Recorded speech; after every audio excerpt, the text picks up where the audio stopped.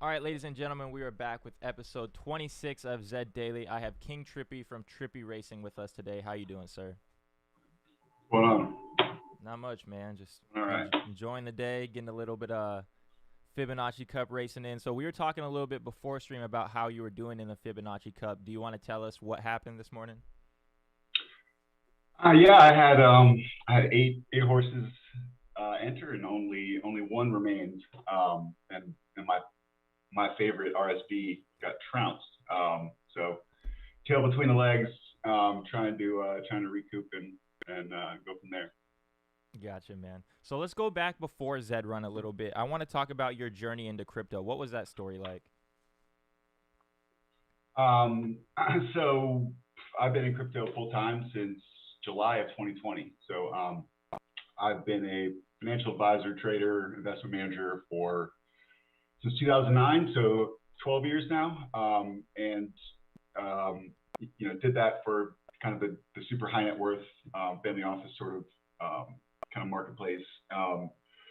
Did that, and then going into the pandemic. There was a brutal drawdown, and we had a 40% drawdown on the market, and it was kind of pandemonium. And kind of as things were settling on the way back up, I had a huge conviction just around digital assets, around Bitcoin specifically as a store of value. Sort of seeing what's going on with the stimulus and the shutdown, and then just how much we interact digitally versus physically. Like I feel like the pandemic just kind of nailed that head and brought forward a lot of change that probably was inevitable, but just brought it forward like 10 years. So like it's hard to overvalue sort of how how crazy of an event that was, and it's continuing to ripple out, right? Like you're seeing people, like I think the lowest amount of people or the highest turnout of people quitting their jobs, ever, and it's all built around, in my opinion, just this new ownership economy and people, basically creating their own brands or being part of this whole Web3 revolution. So I got involved July 2020. I was a partner in a multi-billion-dollar RA, and sold my equity and invested in crypto, and I've been sort of managing my own book since then. And yeah, I got into NFTs kind of around March, and joined the Bored Ape crew around late May, and just been riding the wave ever since. What was the appeal to the Bored Ape Yacht Club? Like, did you buy any other NFTs before that one, and what made that one stick out to you? Like I like to think that I try to stay a step ahead of things, and I'm always constantly kind of asking what's next, in the thought process. And to me, this is, and sort of the reason why I ultimately left my prior firm was, like I'm very big on being able to explore my like intellectual curiosity and to be able to kind of go down rabbit holes. And I couldn't do that kind of with Bitcoin, and so that sort of kind of started this whole chain reaction. But like with NFTs, my first entry was sort of metaverse. Like I think anybody that's played video games or Fortnite or experienced skins can see just that whole marketplace, be present, but not really have a core economic system behind it, I guess. And so from that point of view, I bought the central land, I think in December-ish, and started. I think I bought my first sandbox. I bought a 6x6, I think, in February. Nice. And sort of came in through that portal, and I bought a CryptoPunk, I think in March, flipped it for like, I think it was like 14 ETH, or like at the time, which ETH was a lot lower, but it was like, I was hooked, especially after trading. I spent a year kind of yield farming and just battling people every day for yield. And, just the NFT flipping trading sort of thing is that's my bread and butter. So that's kind of how I entered it. And just kind of within that, and even through like the metaverse experience, and especially Sandbox, just if you there's a huge difference in terms of just the attitude of the communities, and people are very much willing to help. You have questions, people will help you. Whereas like in DeFi, it's like very zero sum, cutthroat, right? Like it's I'm trying to get this yield, or I'm trying to outsmart you, and it's very disarming, and it was like refreshing. And so kind of seeing that a little bit through through communities like SushiSwap early on, and all the others, but especially just broadly within NFTs. So long story short, kind of seeing punks, and I think Hash Masks was the first project I minted, and then just I jumped in Bored Ape kind of right around. I didn't mint. I think the floor was like 0.5, 0.6, and I'm very much all buy a few and kind of test it out. And as soon as I jumped in, just the community was awesome, and just so much fun, and people that that I enjoyed hanging out with, and it sort of just compounded from there. And like I always say, that's been a great filter for me in terms of what NFTs to buy is. To me, they're just sort of they're membership tokens in the communities, and it's less about the art. And to be honest, I've gotten in trouble more kind of betting on art, and even like some of the art block stuff, which is untouchable months ago, has gotten hammered at the expense of PFPs and communities. So so long story short, being inside the Bored Ape community early on was like, it felt different, and it felt like something was building. So it was just pretty fun. Being in these communities for that long, when the price runs up and they have these crazy run-ups, knowing that the community is solid, does that like give you conviction to hold and not like flip your ape for a bunch of profit and walk out of the community? I mean, I owned like 15, 16 apes, and I only own 3 now. Okay, So gotcha. like I'm also a trader, and that's the way that I can't, like, I have to sell on the way up just to stay in the game. Like otherwise, it's just so much. Like I think 3-4 months ago, especially today, it's very easy. Like, oh yeah, you should have held, but it's if somebody took a baseball bat and hit me over the head, like, it would have been the best thing that could happen to me, because I couldn't look at the screens. But so I sold on the way up, and I sold a big one that ultimately I sold a Blue Beams that paid for my Zed Run stable. So to me, like, that was sort of the way that I justified selling stuff, is if I can sell an ape and then reinvest it in something over here that I know is going to do well. And I've been pretty good at finding kind of the next thing. But like everybody else, it's all the apes, or everybody, even early on and back in May, June, there's so many projects popping up, and everybody wants to take ETH from here and throw it in all these other places, when it's just, you're better off kind of blocking and focusing on the original communities. So making these sales, you go to Thanksgiving. What are some of these Thanksgiving conversations that people are like? How do you tell your friends and family that you sold a picture of a monkey for X amount of dollars? I mean, I've been doing the whole crypto conversation for at least like a year and a half. So it's like, people already know that if they're hanging out with me, they're going to hear something about it, or there's curiosity, and just in general, whether it's stocks or like just markets in general,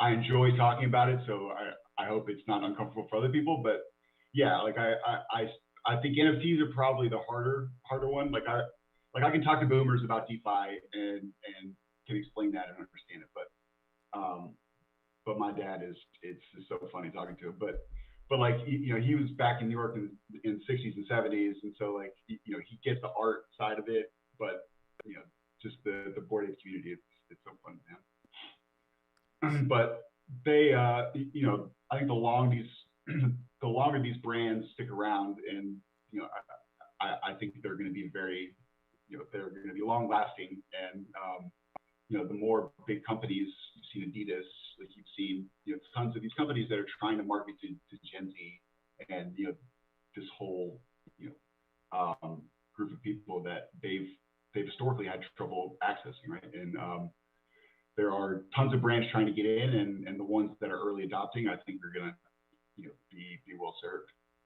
I mean, look at like the board game community as an example, but all NFT communities. If one brand jumps on, with Bored Apes, like everyone's gonna go buy Adidas now. Like it's just it's kind of what the community does. So in terms of return on investment, I think boardrooms are finally starting to take notice. 100% agree, because Zed Run, they got this Stella Artois, and I've honestly never seen anybody drink a Stella Artois, and I would never personally think of drinking one. But now that they have the partnership, I'm like, I got a horse in this game. You know what? I might get one time. But I want to go on to what you said. You said you sold an ape, and then you bought into a Zed Run. You bought your Zed Run stable from there. Had you been eyeing Zed Run for a while? Probably. I think I top ticked the Z1 Genesis market, but yeah, like I think at the time too, it was like this was probably, was it August? Maybe right around August. So like it was a very good time to sell the ape too, but like everything else that was the peak before that in sort of all NFTs. So the breeding market was going really strong, and in terms of play to earn options, which I know was going to be kind of what it is today in terms of the whole boom around, post meta announcement from Facebook, like all the stuff that I've owned for 8 months, that, I sold probably 4 biggest apes in the Central Land to get liquidity for other stuff, like right before that announcement. That was just, it was brutal. But yeah, so I was able to sell that, and so I think I tweeted, as soon as I did, I was like 100 ETH to spend, kind of what do you buy? And I'm a big believer in, crowdsourcing information. That's part of why this whole community is cool. It's if I can have 10,000 people telling me what they want to invest 100 ETH in, I feel like I can find, the next thing better. And in the back of my mind, I've always looked at Zed Run. It's been a great, it's early, community, and I've always had an interest. It's been very complex to jump in to try to learn the ins and outs. And a guy by the name of Steve Brew, who's an ape, was one of those replies, and he's like, do you have time? Do you have 10 minutes? I'm like, yeah. And the kid honestly gave me probably one of the best pitches I've ever heard. And like, I've heard a lot of pitches from 12 years in investment. So he sold me, and when I get bullish on something and I tend to ape pretty hard. And so I think the first one was Buttery, was a mare, and then RSB was unraised. Maybe unraised, or maybe had 10 races, but it was a good bet at the time, and it turned out with those. And I've been very fortunate too with all the horses I've gotten that have been unraised, have turned around, and I've been lucky for sure. Now, but I paid for that luck, that's for sure. Were you going about more of a racing stable or a breeding stable, trying to acquire colts, fillies? What was your thought process? Purely racing, and yeah, just seeing like the way for this game to sort of progress had to be built on racing, and this was before the tournaments. This is before kind of that that bet has been a good one, at least within Zed. The breeding market's just been getting trashed, and kind of when I came in too, that was like, I think I got one cycle in when they were, I think Z2 Legendaries were going for like 1 ETH, even almost at the time. So it's a lot more challenging, but I think as people come into the game more, and as they get more partnerships, and as they tighten up a lot of things that the game needs to tighten up, like I think it'll all come back around. In total, but it was racing. How much horses do you have in your stable? I wrote it down just because I wasn't going to be able to answer it beforehand. 17 now, but 8 core Z1 Genesis Nakamoto's, and a rare coat that's a non-racing Z1 that I'm trying to sell right now if anybody wants to buy, and a 7 unraced, unbred, unnamed, kind of just sitting there too. So, but I got a good core stable that's with RSB, and in terms of being the stud and a couple other good ones, it's a solid foundation for sure. How do you go about racing these horses for the tournament? Do you do these all yourself? And is it a pain in the ass, to be honest, to have to sit there and click all these horses, or do you have other people come in and do it for you? Yes, currently it's very manual, and hopefully in the next couple of weeks, there'll be some news about some things that we're doing behind the scenes too. But if not me, then I need to be paying somebody to do this, because it's very time consuming, and I'm certainly not the best operator in the game, and there are others that I know are significantly better than me, and my time's better served kind of going and managing this, but going to find the next Zed too, and so if you're a stable owner, if you're a good racer, kind of holler at me, because I'm looking to build a team out. Awesome. So what was the racing environment like when you joined compared to now? Like, what did you have? Was there no fatigue back when you joined? Was there odds? How'd the landscape look? I just came in right as odds were taken away. So I kind of missed that whole aspect of the game, which I think at the time was a pretty big change. And I'm still trying to figure out really flames in general and their predictive value. But because even today or just in the tournaments, it seems like are a lot of horses that flame that don't actually make it through. But yeah, so it was right around that time. I think odds just eliminated, so flames were just introduced. This was pre-tournaments, so mostly just cash races. And thanks to kind of like everything else in the NFT communities, Ryan was a huge help, and at I Know Your Horses, of just being a fantastic liaison to other stables and helping me personally just understand the game. There are a couple Z1s. There are two that I co-own with another guy that's kind of outside the crypto community, but he's been a good client for a while. But and speaking to a couple others, but Steve Brew was great. He introduced me, and I know he's got a few horses, and then Ryan has been big. Gotcha. Yeah, Steve Brew, he actually sold me my first horse, unraced, unnamed, Z2 Legendary. I think, like you were saying, I came in August. Floor on Z2 Stallions or Colts was like 1.1 or something like that. And like the numbers at that time were, and like everything else, like in hindsight, it's like, of course, money is going to flow in, and there's going to be tons of supply, because like the numbers were stupid, and like the payback period on, like, it's going to come back around too, and I'll get into sort of why I think that in a little, but yeah, at the time, just from the cash flow standpoint, which to back up at the time in August, it was just PFP overload, like heat, like everything was going up, and I'm a contrarian a bit at heart, which gets me in trouble in crypto.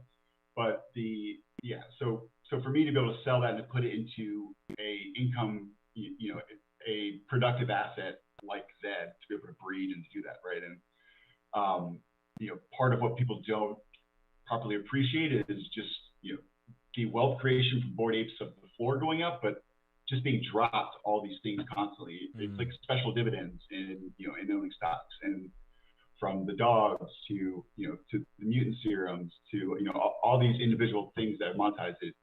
Like that would basically have been announced as soon as the mutants had dropped, that there was going to be no more of those sort of huge events. So to me, it was how do I earn a better yield on my investment, and it was an overwhelming choice to do Zed, which I'm still very bullish on. Awesome, man. So like did you sell your mutant apes and all that stuff that you're getting airdropped just to quick flip them? Not necessarily quick flip. Like I always have to, and even today, like I struggle just sitting on ETH because I'm just so bullish on the space, and there's always just new, like my new, like the new thing I'm researching or into is just these sort of AI game aspects, like ASM or Ultra State Machine, and some of these others in terms of like bringing your NFTs to life is sort of something that super fascinates me, and I'm looking at. So it's like this thing of always wanting to find the next thing, and so any ETH I get from sales, I'm always looking for things to sell when I shouldn't be, and so yes, but kind of within Zed too, I have a ton of capital tied up, and so it speaks to my just general bullishness on play to earn, and this, but I think I veered off the question, but what was the question again? It's all I do it all the time too, man. It's all good. I don't even see. I'll ask a question sometimes and I'll forget, and then I'll be like, oh shit. So it's all good. But you did say that the bull run was gonna come back. So what do you think brings that back? Is it ETH 2.0? Just what is it? So I think, I'm not necessarily convinced on ETH 2.0 because of just all of these dope layer 2s that are coming in, and even what Polygon's doing, like they're coming out with a better, a Stark-based version that's going to make things a lot, and even like a lot of the bumps, in my opinion, kind of within Zed and with the racing, like isn't necessarily Zed specific. Like it's trying to, like, this is revolutionary stuff, and so sometimes Polygon gets overloaded and it's outside of Zed's control. But so yeah, like I think the evolution around racing and what they've done with tournaments, like I've been very fortunate at least to see, that the only way for this game to succeed has to be around racing, and basically to be buying horses that race very well is going to translate into breeding, which if you have a set of good racers, they're going to hold their value in the way. So that was something I identified and was paying premium for, arguably too much of a premium. But yeah, I think RSB is he's one of the best horses in the game. So even if I got 3 or 4 wrong, I think he's gonna pay for the whole stable just in terms of breeding, because that's gonna carry down, I think, through the game. What would you sell a horse like Ready Set Boom for? Because we saw Breathless Edge Z1 Racing Z1 sell for, I believe, 110 ETH. So would you sell for? What was that? A few months ago, they got bought by Perion DAO.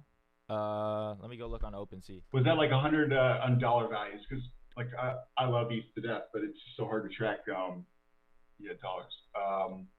I could have swore at least on OpenSea, I think I was like 4 of the top 10 sales.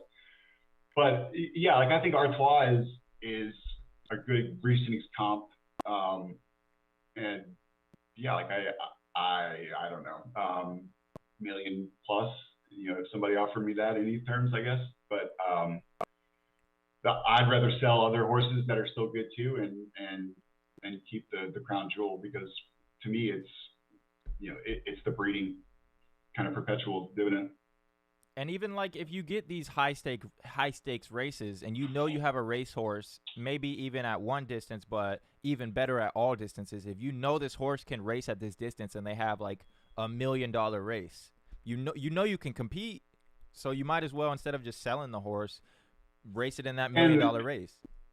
Totally, and I've been very careful and cosmetic almost about not putting them in questionable distance preferences and stuff, and trying to kind of guard that perfect record in a way. But yeah, he can race in pretty much everything, and so can Hedge Fund, the other horse I have too, that is very, he's pretty agnostic, or is very, very left tilt in terms of a lot of those distances. So that's a mare, and then my stud is RSB. So having that sort of the centerpiece to be able to breed off of, I think is going to go well. And I hope, in sort of 10 years from now, looking back, I hope that's in every casino, right? And I hope we can go to Vegas or wherever, and in the win and watch a big cash game or a big race. I love the tournament style. I'd love to see them sort of slow it down a little bit, and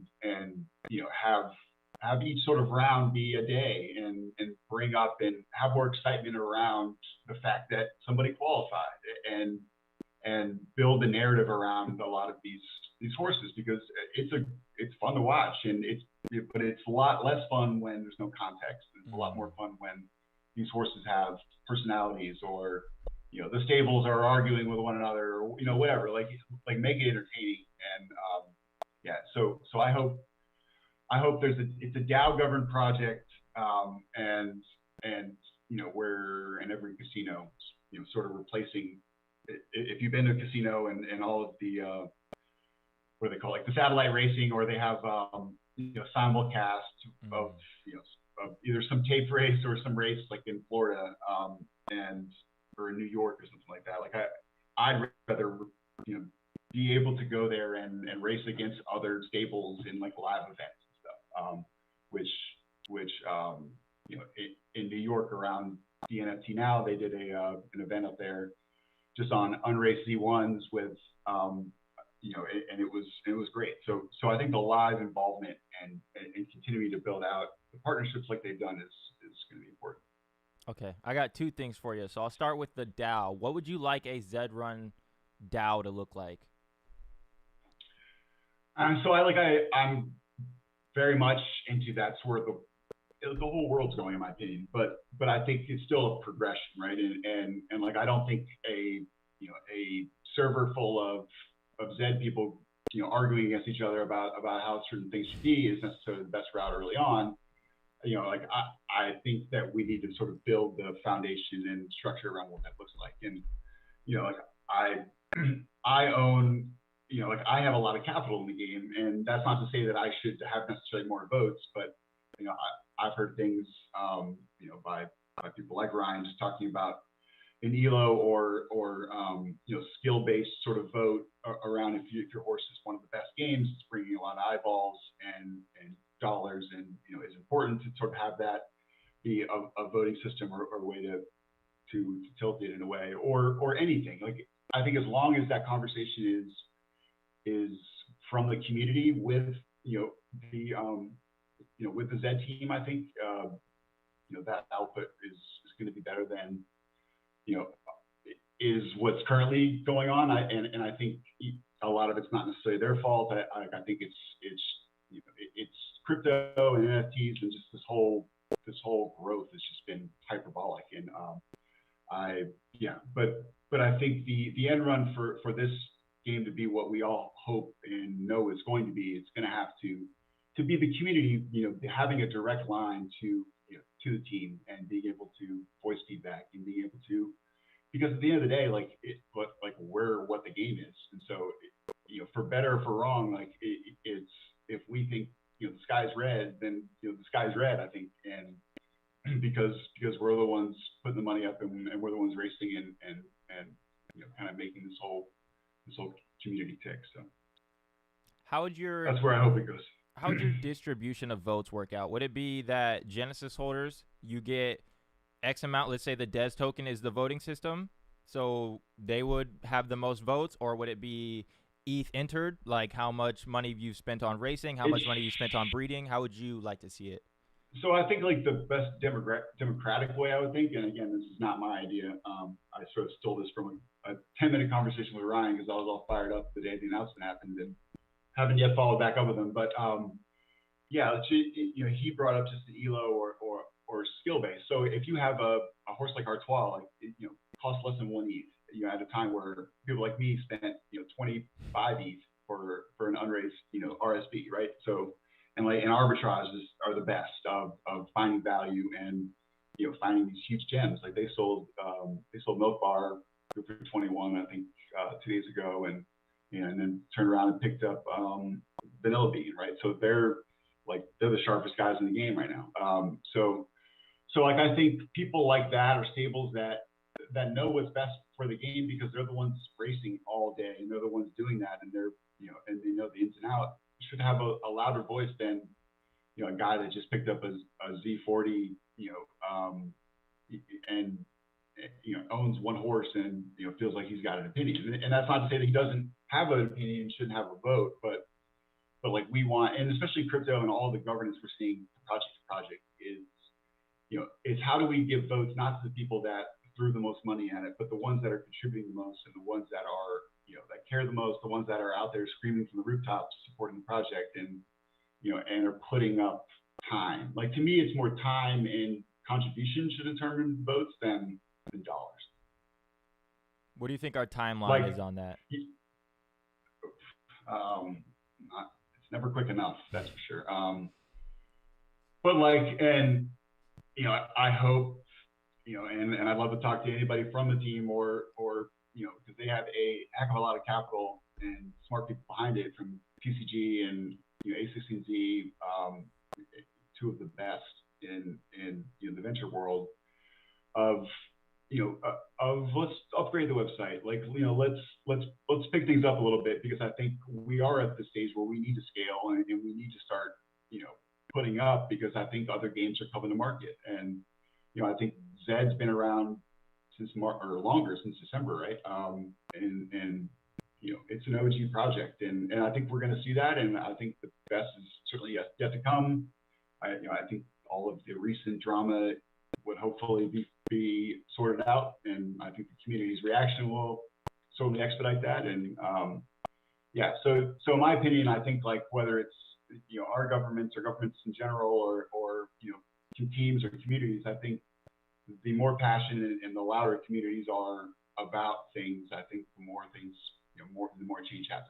So, and it's not necessarily like a malcontent or it's just everyone's busy and there's just a lot going on. And so like at the end of the day, like I don't have all the answers, but I just think having a more transparency from the team to the community on building whatever that's going to look like is going to be better than the team anticipating what they think the community is going to want, or vice versa, and everyone getting all upset. Would you like a council of racers or something at that point, like people that would represent the larger community of Zed to talk to the team? Yeah, I think that would be great because I think also from Zed's point of view, basically walking into a loud room of everybody shouting, yelling at them about all these changes doesn't go anywhere and anything. Like it just needs to be like, here's the changes that we think need to happen. Here's why. Here are examples of that proving that this is why this is a better decision. Here's our proposal. Nice to meet you. Love what you guys are doing. Check back in a week, right? And have it more X, Y, and Z versus it being super passionate and not resulting in anything. But like, I mean, obviously the team, they're the ones that created it, and they've built this, and they are like, I think in general, and it's not just that in all these games, it's trying to protect the game, the intellectual property, or what's coming up, and surprising the community, and also communicating, properly. I think, and it's not just them, but it'll get worked out. And I think the best way for that is just, that's what DAOs are, right? It's they're a transparent way for people to voice, make decisions, govern things, invest. It's definitely the new new LLC, that's for sure. I like that. I like how you kind of touched on that. Yeah, we'll have people represent us, kind of get like a collective voice in Zed instead of walking into everybody screaming about a change. Have like one direct line to talk to them. But you did go ahead. Totally. Go ahead. And a lot of it's too, it's just time, right? Because like I want it, like, again, I use Ryan because he knows more about the game than I'll ever know, and or like the guys at Arbitrage or some of these people. Like, I want my votes to go with those guys because I trust that they're going to know what the right answer is, or whomever. But or if you have the time, like I want to pay people to delegate or to be out there, promoting, just like any system or any politician. But like, I think what's different with maybe our current system and how I want DAOs to be, it's like politicians in our current system need to be the users, need to be the consumers, need to be the ones and part of us in those individual communities versus just hired mercenaries talking about whatever that they want to talk about. And so like, I think people that know the game, people that are invested in the game, people that want what's best for the game from the community point of view are the best people to be as ambassadors, right? And have a term, have it be voted or based upon have it merit based. And I'm a big believer in competing and creating games around it. And somebody that does X, Y, and Z or hits a goal becomes the delegate for a term. So those sort of things is where I hope it goes, for sure.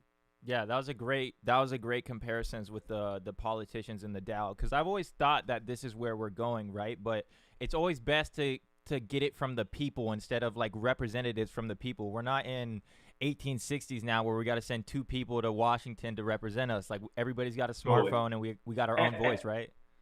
and like that's like a great example among any of just this old world trying to transition to this kind of new world. Like and like whether it's in every situation, people have never been more, you know, more intelligent to whatever the specific is, right? Like if in Zillow, people know what their home value is, you know, I can pick up my phone and figure that out. So, you know, it becomes challenging as a real estate agent to be able to charge that 6% when the buyer and seller have never been more informed and they know what they want to buy. So all you need is just, you know, a peer-to-peer marketplace to match buyers and sellers. And so like I think, you know, the kind of the ownership community or the ownership economy or, you know, the Web3 movement, this whole move is just about, you know, aligning incentives and you know, like we see it a little bit with employee owned companies. Like I know I can't think of the name, not Baird, but there's a, you know, there's a financial service company that's employee owned that, you know,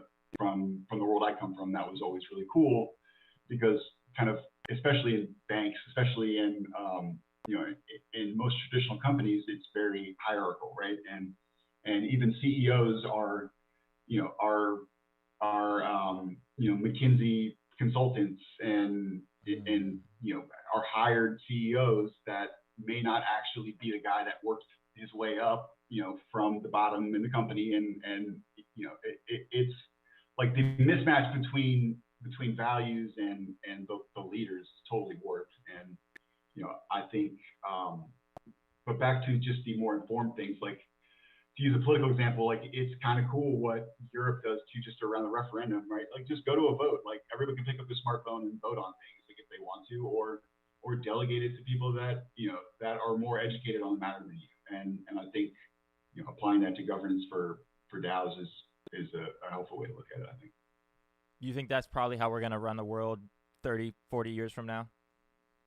Maybe even Absolutely. sooner. It, yeah, I mean, I think it's like I think I come from the traditional investment, like, you know, looking at public companies and like you know, I'm releasing the white paper for our DAO that we're launching to just an investment DAO, but you know, just how the private market, private equity, venture capital, you know, and how even public equity, just around management, executive boards, and you know, misaligned incentives around, you know, for public companies, just you know, every quarter hitting their earnings per share targets, and like less about like actual metrics of the company, you know, and like I just think we've gotten so far out of whack, and we have, you know, we now have I have my dogs here too, by the way, but you know, like it's never been a better time for crypto, for this whole technology to, you know, because this is the tools for us to kind of get from A to B, and we're still trying to drag this old world thinking, like the SEC trying to use 1930, you know, 1930 law based upon, you know, securities that were relevant in 1930s to law today of you know, of DAO interests, right? Are those securities or are they partnerships? And it's it's this giant clusterfuck, excuse my words, You're good. Say but whatever you want.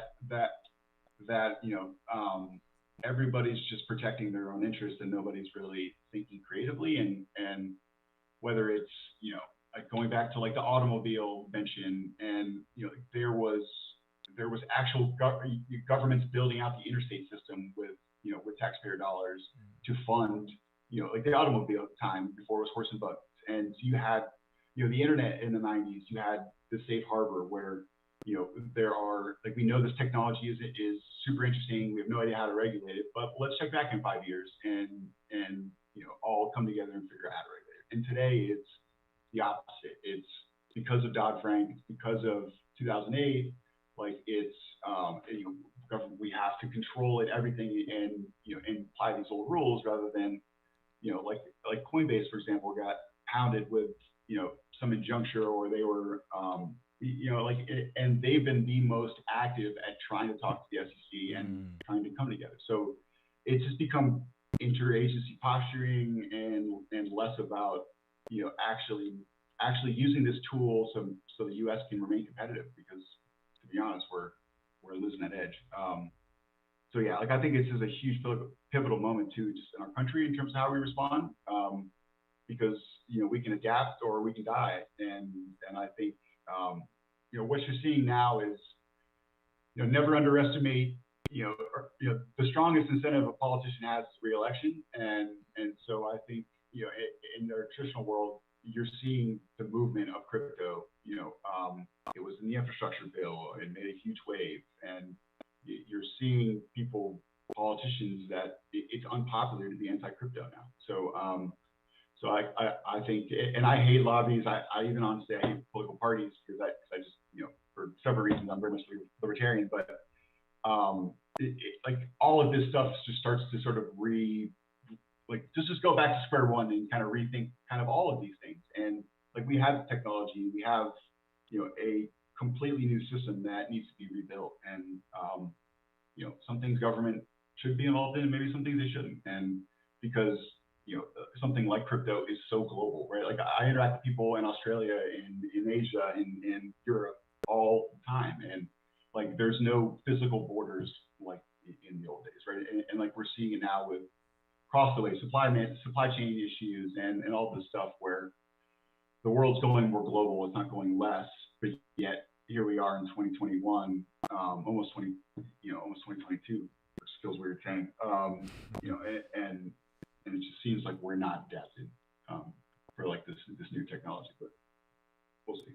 Sorry, that was a mouthful. And that was great. That was great. I love that. It's 100% true. This technology is going to advance one funeral at a time. There's some people in the old system that just won't accept it. Why? Because they might know that's that been going on for but that's been going on forever, right? Right. Yeah, right. And there's like I love to look back to and everybody knows the meme or whatever, just about like the internet during like I think it was Good Morning America in like 1994, right? Yep. It's like the internet. It's like, what is that? And it's like there's always going to be that. And if something's called a bubble, because it's probably a huge, crazy technology. Like things don't become bubbles for no reason. And to me, like investing in crypto was such a no-brainer in 2020. Also because we had the whole meltdown before from the ICO crisis, so everybody knew that it wasn't going to go up too, and you climb that wall of worry of just people being pushed in because it just keeps going up, and you're seeing that everywhere today. And even like 6 months ago, Ethereum was still a joke. There was going to be Ethereum killers, right? Bitcoin was taking over the world. Everyone was a maxi. Like the top to me, I'll never forget it, was the day everybody changed their eyes to the Bitcoin eyes, was like the last top.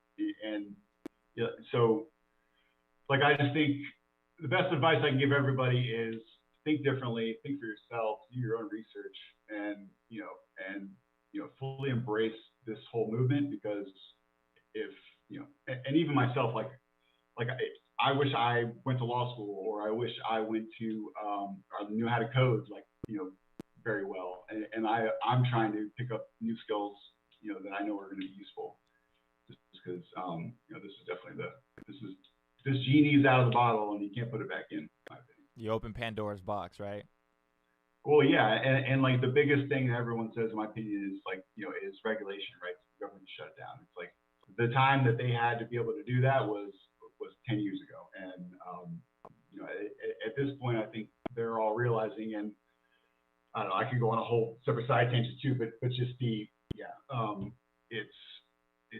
it's a huge, it's one of the most disruptive things, I think, since like the printing press, in terms of our society 20 years from now, 50 years from now. Yeah, I heard someone say this is like the separation from church and state. This is the separation from like money and state, the government and money. I didn't want to go down that rabbit hole, but yeah, totally. And like I think it'll be absurd looking back, that governments control money, because money is like it's a global human thing. There should be one like sort of there should be a world reserve currency that isn't owned by one government, right? And whether it was Rome or whether it was these huge civilizations over time, it's there's there's evidence over and over again, and we've seen it, play out over and over again. So, but never before have we had a system to actually have an alternative. And so the ones that are adapting to the new game are the ones that are going to be the leaders of the new game. So I agree. That's why, like, I've heard Michael Saylor say that there's been plenty of forms of money. There's been hard money with gold that we've had for thousands of years, and then we came in with fiat money, with paper money redeemable for gold, cut it off of gold, and then we had debit and credit. And now it's interesting to see, if you really think about it, the newest form of money is the one accepting crypto. Visa and MasterCards are the one that see okay, we've been the newest. We got to hop on the next trend if we want to stay alive, right? That's been the best, probably too, probably the best, maybe Disney's up there too, but the best stock you could have owned. And I also look at an old, this chart I have actually right here, of just, the 55 companies that remained since 1940, and people forget the whole survivorship bias around all the companies that have died along the way, sort of not embracing that too. But yeah, it's gonna be crazy. I lost my train of thought again. It's all good. Sorry, just about money and gold, right? Or just the newest forms of money accepting crypto. Like you see Visa and credit and MasterCard. So they were the first kind of payment network, right? And they have a monopoly basically around the debit interchange fees that they get on their ACH, and they built that whole network, and the banks have been in on it. They're the sort of cartel, and they're the technology, and they're getting paid every transaction. They don't give a shit what bank or how. So they've disrupted that forever. So they've smart enough to be able to partner that, and Visa especially partner with USDC and Ethereum, like ERC20 based sort of payments. They were the first. That was validation along the way.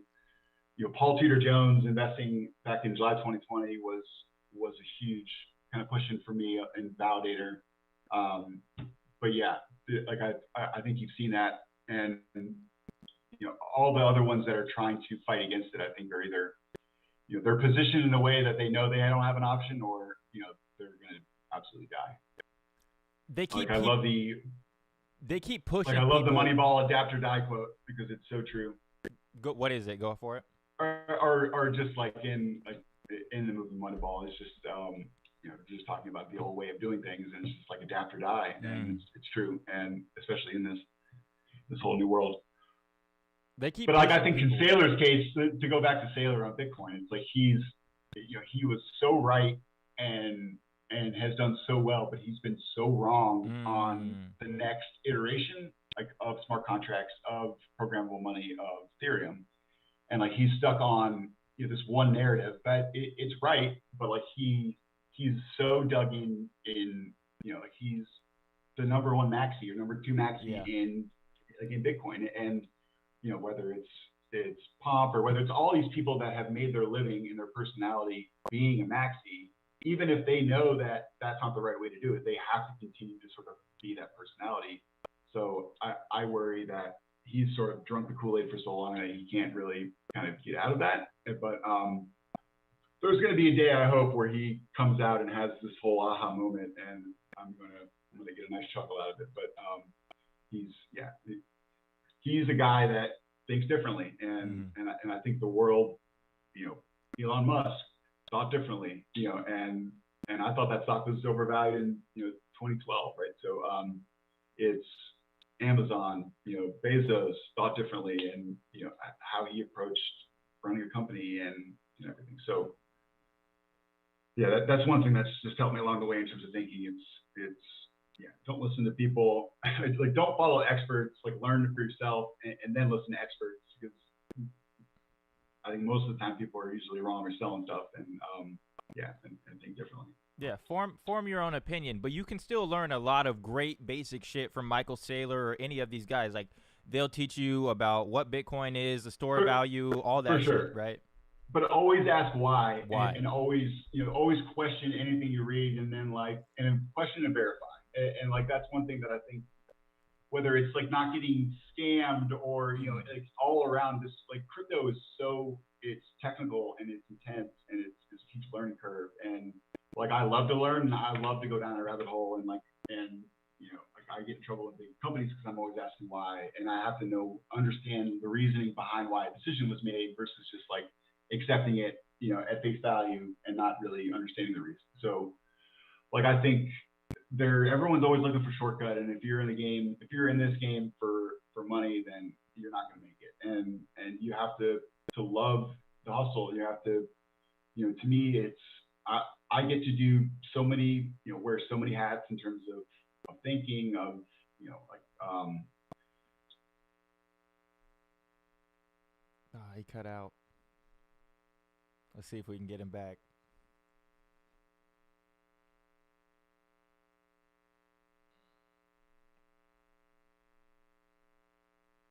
He cut out. Damn. You back?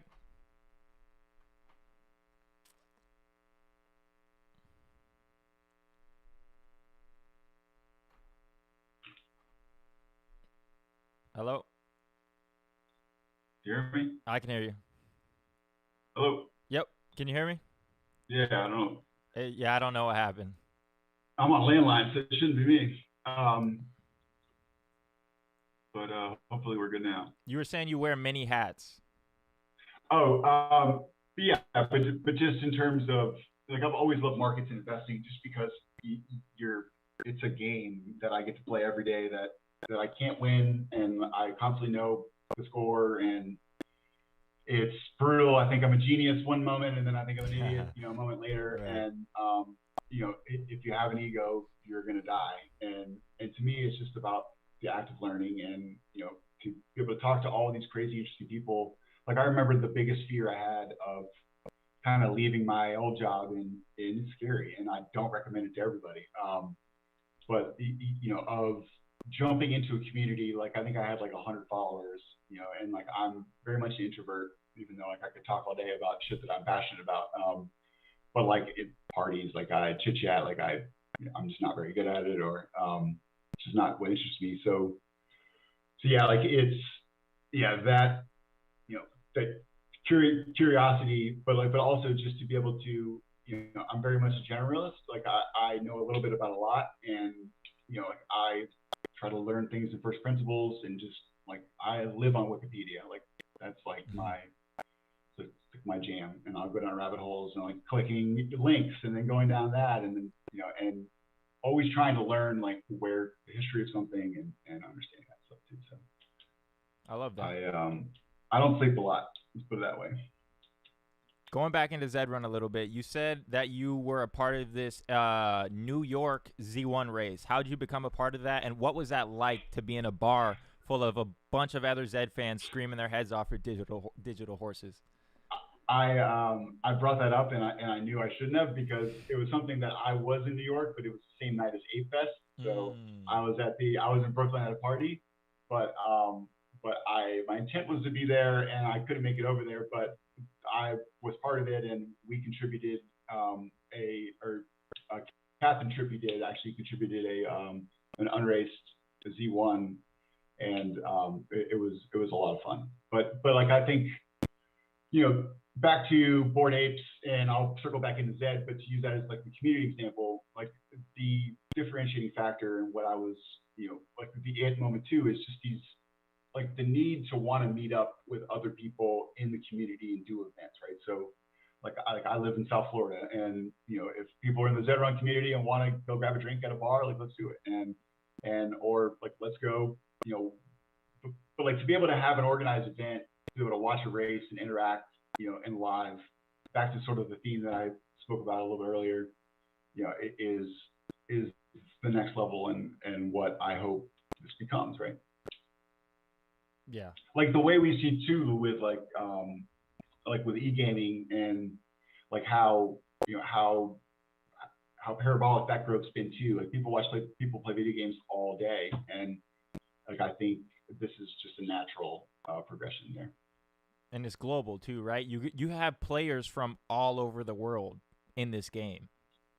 and like I feel like a lot of the people that came in NFTs came from Top Shots and are DFS daily fantasy sports people or let's be honest just DGen gamblers that love the action and you know this whole wave of people from into crypto was from the whole Robinhood WSB movement and instead of buying fucking shit AMC and garbage companies that should go to zero, like actually buying tokens that are really useful and like Ethereum and like I just remember that whole phase in and like it was so the intent was fucking dope and it was so it's everything about crypto but it's like in the wrong medium and like the day that they shut down AMC or they shut down a few of the stocks was like I'm like game over because do you want to play a game where they can change the rules or do you want to play a game where there are no rules for better or for worse but like that's also what I love about it is it's raw like just everything in crypto and everything else it's like if you get scammed it's like there's no 1-800 number to call and so you got to be on your game and I spend $100,000 a year probably in gas fees and so it's not for the faint of heart, that's for sure. No, I agree, and I love that because I was in like I first really took investing. I never really liked the stock market, or I never really invested in the stock market, and then this fucking Wall Street bet stuff comes around, and I'm like, all right, what's the deal here? But then I recognized that this was like a once in a lifetime event to be able to hop into, so I hopped into AMC and GME. But yeah, once you realize you're like, okay, it's only set hours. They can stop my trading and all this shit. You're like, why would I even do this? I'd much rather go NFTs or something, which is 24/7. You can talk to a community. It's all day, right? Not set in stone and ran by humans. But like, and that was, and even back in 2017, or yeah, kind of 2017, this from the top. It was real time 24/7 markets, like as they should be, like what futures are too. Like the fact that futures close on the weekend still, and like you see all these these block points or from the old system and the new system of where like crypto is 24/7, but yet the only regulated exchange that allow us to trade crypto from an institutional standpoint is CME, right? Which is futures based, which closes a Friday. Which I don't know if you guys like the whole dip we had on last week on Friday happens and like there's all these traders that'll play game in terms of when CME closes at Friday at like 6, there's no liquidity because all of the traditional TradeFi markets close and then there's pockets in like the order books from markets like FTX or Coinbase or whatever. And so big traders will come in and they'll just push the market down and just set off stops. Yeah.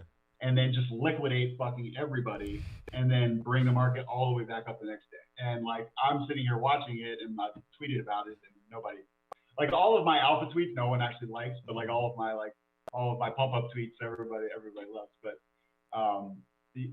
so like I've learned very quickly one of the best predictor of when things get overvalued is just watching the leverage. And then like anytime there's people like borrowing to bet against something, like even if they're right, they're going to be wrong because the market's just going to chop them out. And like leverage is the worst thing anybody can do in this game. Like I do it, like I have loans in my NFTs, like just because I want liquidity and I'm a fucking degen. But like, just don't do it. Like, just don't borrow against anything. Like, it's the worst. But yeah, so yeah, like I think futures and all that stuff, and like it's absurd.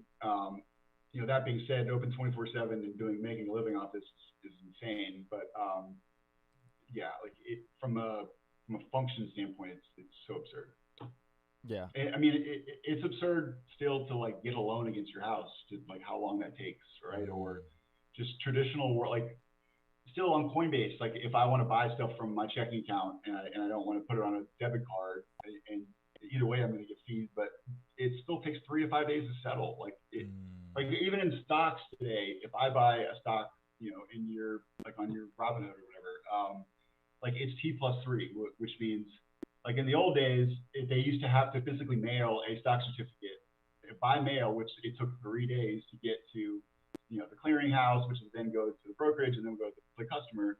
And like we're still using those laws today when like literally it's instantly settled electronically. It has been since 2000, right? So it's like it's just so frustrating for me too. But yeah, I think we finally have the tools to get there. I agree. Last few questions for you, man. If I gave you half an ETH to start your stable today, what would you get in Zed Run and why? Half an ETH. Oh man.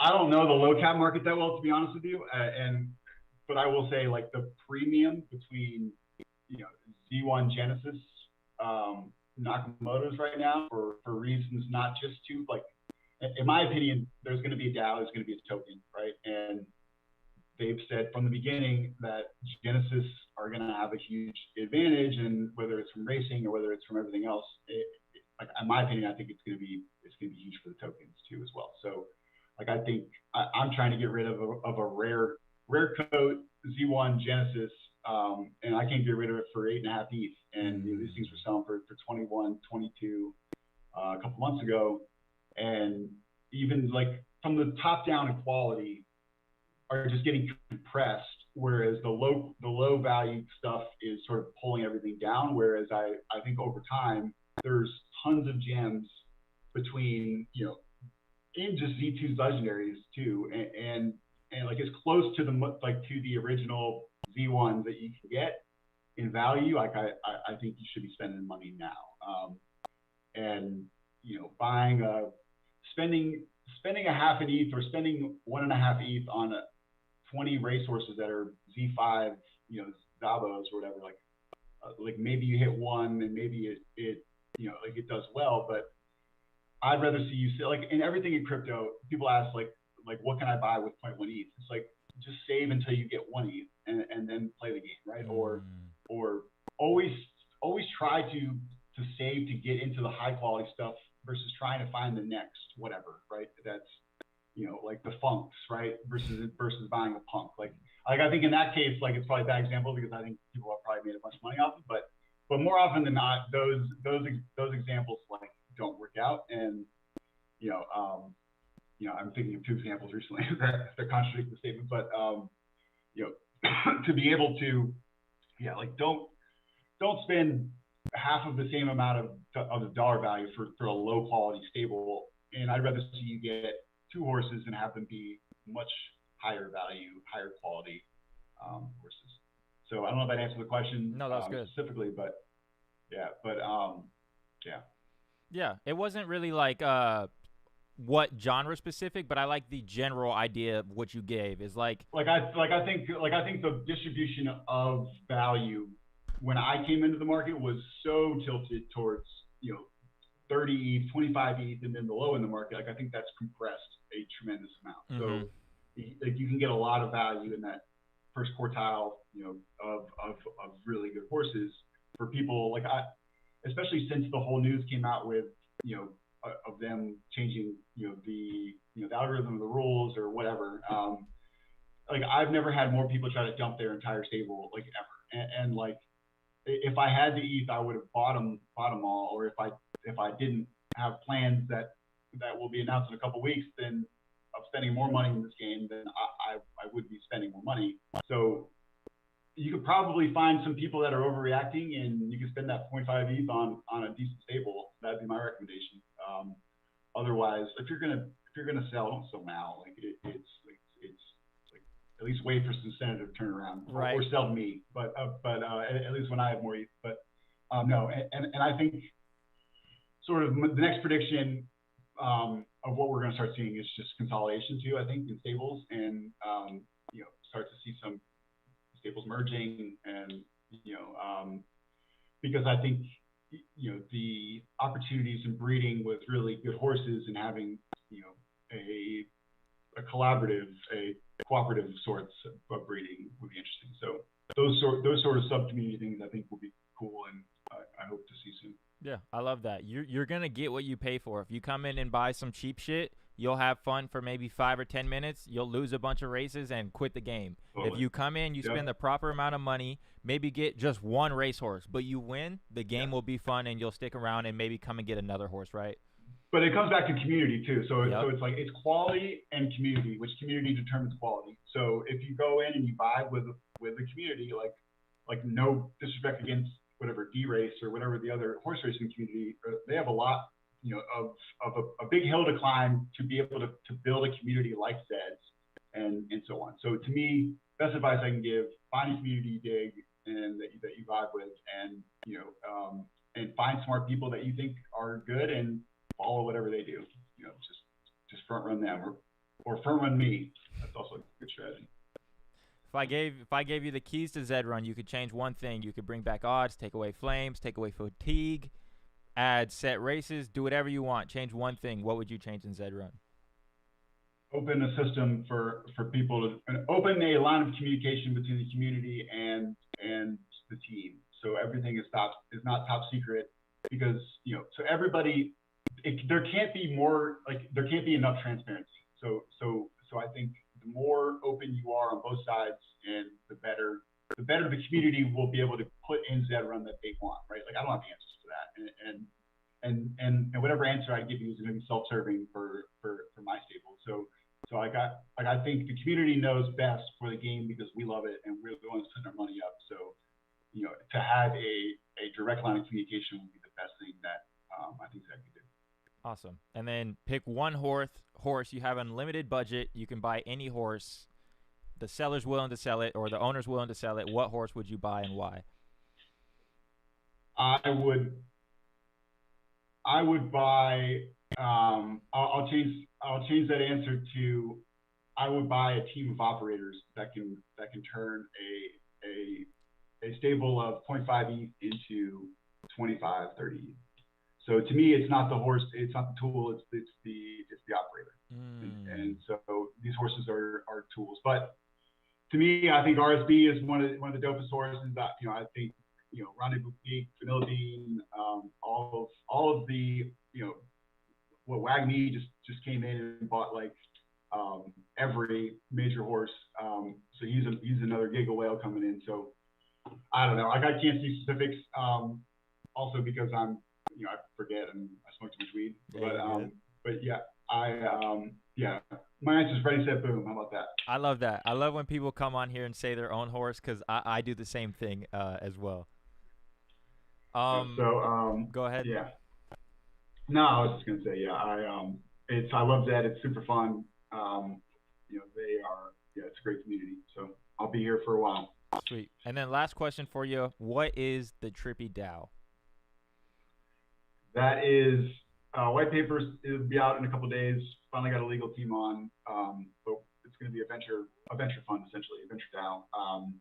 Trying to work out a way on and off chain to be able to do it. Compliance. I mean, this should have been done 6 months ago, and finally got everything going. But started as a server, and now we're finally kind of turning into an investment fund. So we get a lot of deals, and we have a lot of kind of brain share and a lot of social and financial capital, and we want to put our money where our mouth is. We have the expertise, and it's time to do it. So there'll be news coming out soon.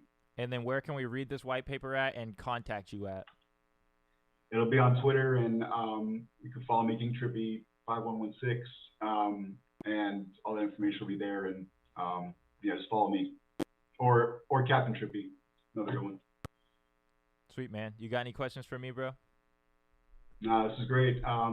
Great questions. I'm impressed just with your general crypto knowledge, and you can definitely pull me a bunch of ways, so I can talk all day. But this is fun. Happy to be back anytime you want me. Awesome, man. Thank you so much for your time, and I'm excited to see what you do with the Trippy Dao, man. Thanks, buddy. Have a good one. Later.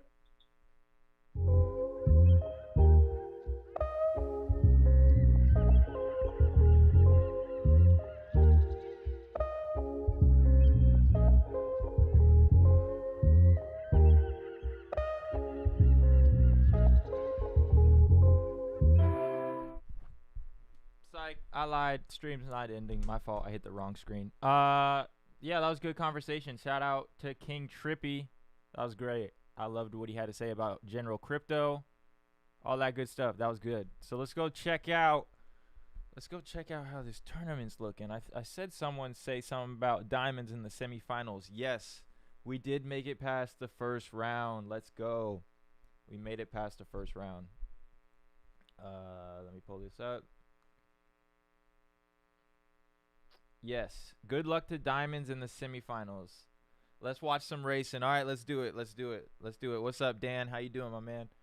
What's good, Chris? How you doing? Let's watch some races. Let's watch some races.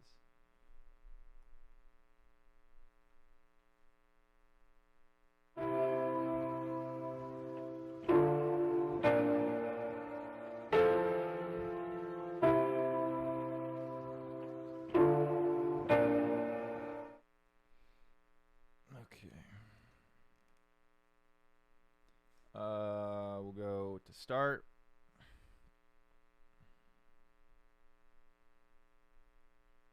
Let's watch some races. I think Boots is on. If you guys want to go tune into Boots, see what Boots is doing. I think he's probably calling some races right now. Oh, we're running in 14 minutes. All right, so we'll be up. Who's running right here? This is a Fibonacci Cut B semifinals. This is the sprinters right here. Run the table. Let's go. Hopefully we can do it. Hopefully we can do it. Hope so. Let me change the title. We'll zoom out. Hold up. I like to turn show positions and all that stuff off just so it looks clean on the screen. Bang. Bang. Laser eyes. Here comes Cobbler Shock. I think this is Catch Me Riding Derby's horse. Let's go, Cobbler. Come on, buddy. Go, go, go, go, go, go. Place at least. Place at least. Cobbler. Get in second. Get in second. Nice. That was great. That was a great conversation. I loved his general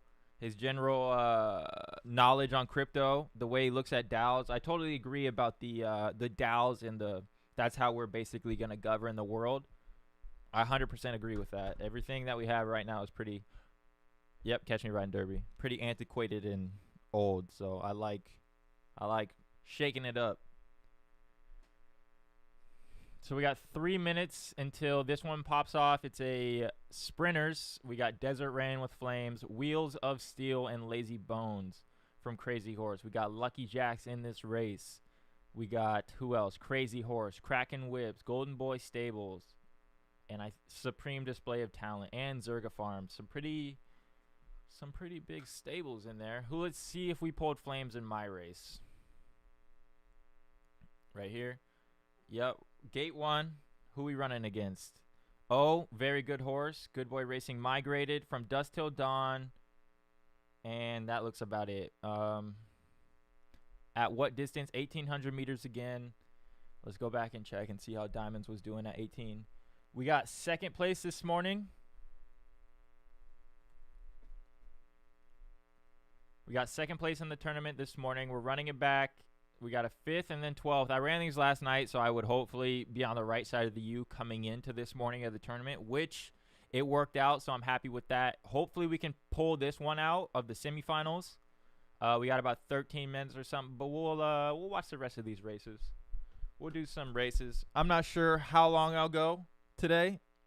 We'll see. But I'm here for now, so let's go. Let's go. How's everybody else doing? Does anybody else got a horse qualified in the tournament? And if you do, how you feeling? We got Arbitrage on tomorrow and then Donkey Teeth on Friday. We got, what is it? What's their new? They just formed a stable. It's like Arbitrage Hands or something like that. Powerhouse Stable. They bought Festus, Ray Del Mundo, and Evergreen Gates. I should have bought that Evergreen Gates horse. Fits right in the stable.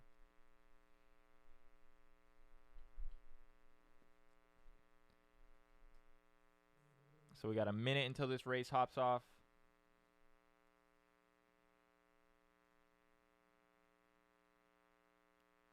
All right, here we go.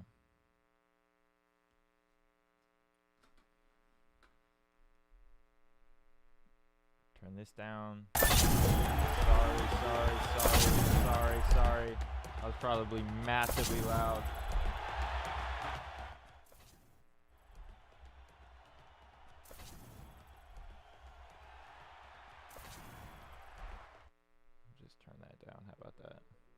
I did, and she got flames, but came in 7th. So just spectator now. Ouch. Ouch. That happened to me last time, though. Last tournament, I got knocked out first round. It's rough, man. I know how you feel. I mean, you got flames, though. That's nice to see that you had a chance, at least, of placing 3rd. All right, here we go. Who you guys got your money on in this race? I don't have any horses in this race, but let's see. I'll pick one. I think Lazy Bones might pull it out. Don't know why. Actually, I want to ride with Lucky Jacks. Where's his horse at? Okay, Double Good. I'm rooting for Double Good. Let's go, DG.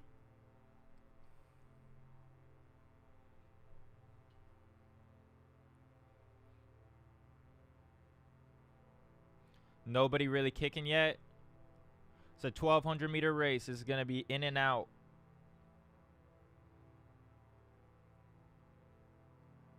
Yeah, first time getting flames in the tourney. Nice, man.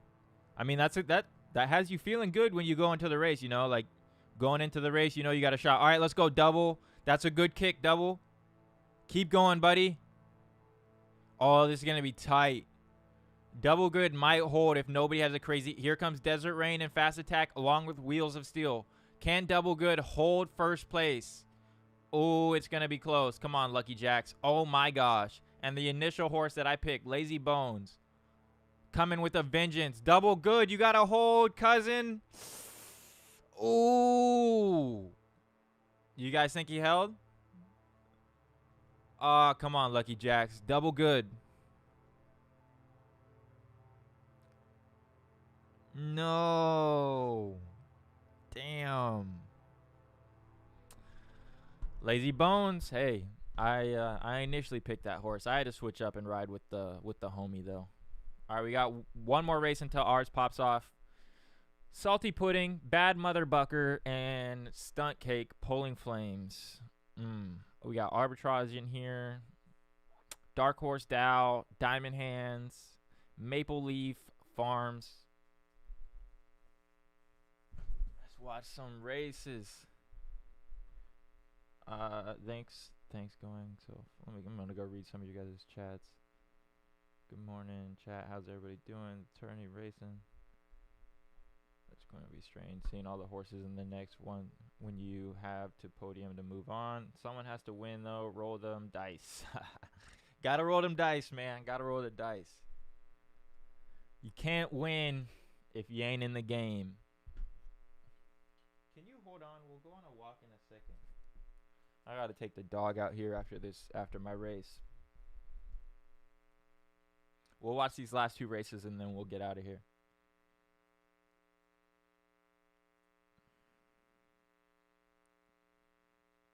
Okay.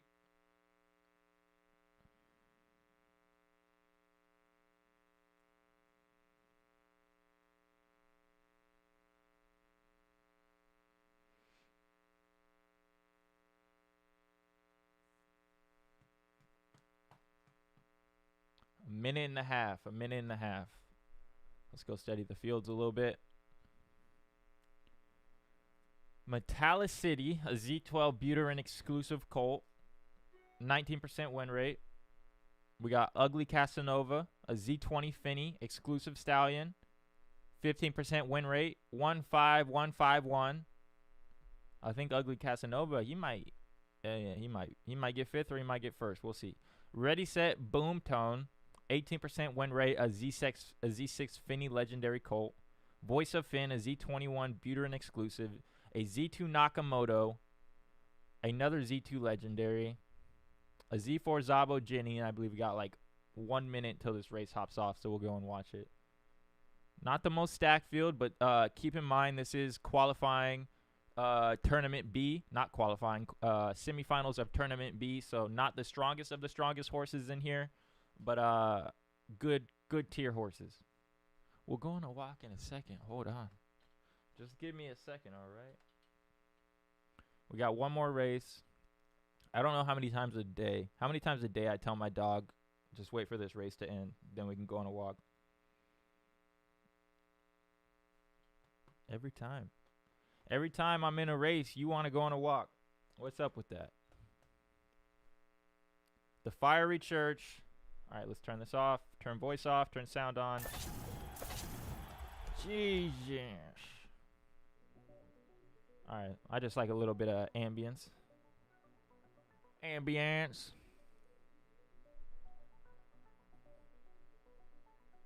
All right, here we go.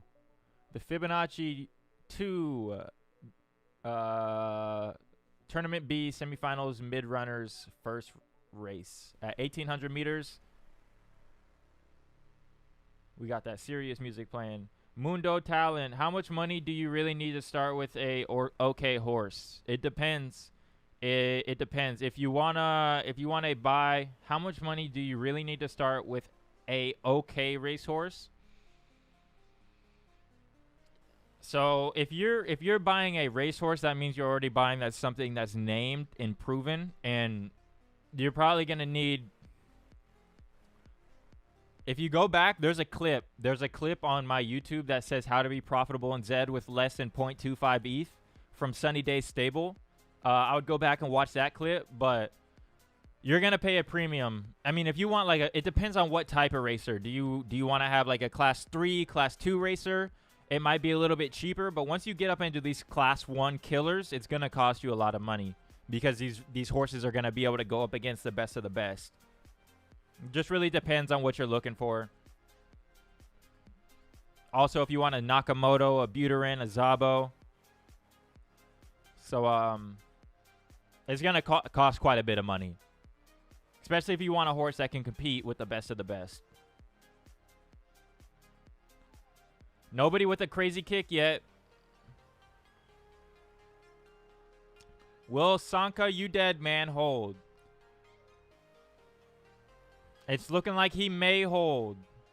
Uh-oh, here comes the Fiery Church and Frantic Devotion, though. Frantic Devotion, I know this horse. Ooh, Frantic Devotion might catch, and he's going to catch. Frantic Devotion is going to take the dub on this one. Light work. Just like that. Frantic Devotion taken first. I'm going to check how much the payout was on this race. Gonna watch some of your content. Looking to start with a new horse, but from a good horse genes. Yep. I would best lotto ticket. Like if you're gonna buy a unnamed, unraced horse and you want good genes in a horse, what I did when I bought my first horse is I bought a Z2 Legendary Nakamoto.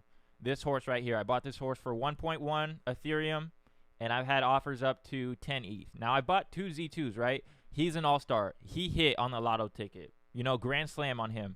On her, no chance. And I've seen other horses like just be absolute donkeys from the Z2. But you still have good breeding. Like you still have good lineage in these horses.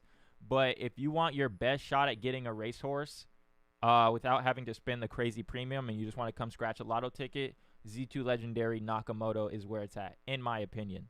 Some people agree, some people disagree. We got 2 minutes. Gate 1, Diamonds. Pulling Flames. We got from Good Boy Racing migrated. This damn horse is a pain in my ass. And from Dusk Till Dawn, from All In Racing. Great stable. 1 minute and 50 seconds. Let's see, can we do it? I have an okay slight U-shape, but Butte Legendary for sale right now for 0.15. Emotional support. Check him out if interested. Yeah, go check out homie's horse. His name is Emotional Support. So you can go on Know Your Horses, all these third-party websites like right here.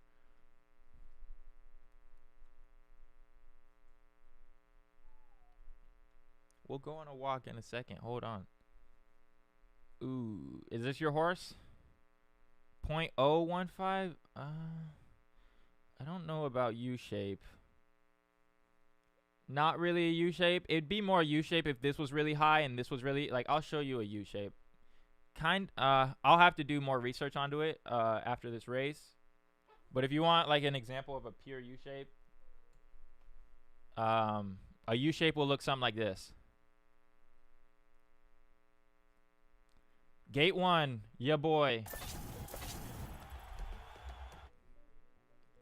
Here we go. We got from Good Boy Racing migrated in Gate 3. Demon of the Fall in Gate 4. From Dusk Till Dawn in Gate 5. You're slow, bro. No, you're slow, cousin. In gate 6, Valentine Michael Smith.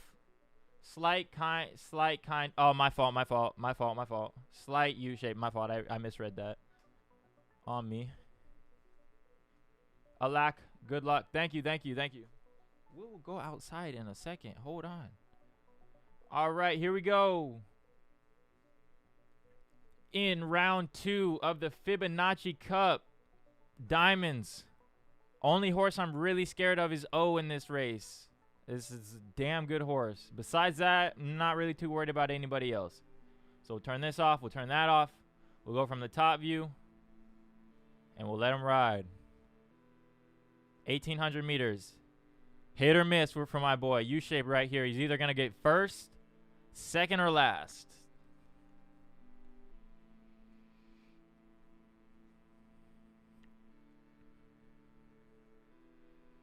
Nobody with a crazy break yet. Everybody holding pretty strong together. Diamonds up here at the very top of the screen.